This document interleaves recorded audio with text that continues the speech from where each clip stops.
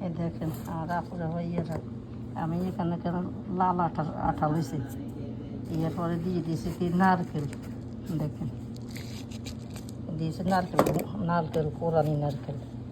দিয়েছি একটু লবণ আর সাথে দিয়ে দিয়েছি এমনি চিনি আমাদের বাংলাদেশের মধ্যে এগুলো যে মাটির চুলে আছে না মাটির চুলে দিলে আর কি যেদিন রান্না করে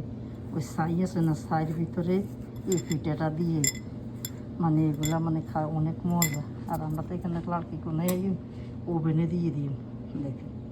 দেখেন আপনারা ভাইয়েরা আমাদের বাংলাদেশের মধ্যে আমাদের এই গ্রামের বাড়িতে এই পিঠাটা আছে না আমাদের কলা আছে না কলা পাতা দিয়ে মোড়াইয়ে তখন লাড়কি চুলের মধ্যে ছাইয়ের ভিতরে ঢুকাই দেয়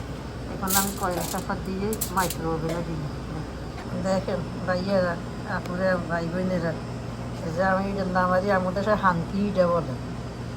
আমরা কে কী বলেন জানি না যে কলা পাতার মধ্যে দিয়ে যে ছাইয়ের মধ্যে দেয় তখন এটার নাম দিচ্ছে হানকি এটা থ্যাংক ইউ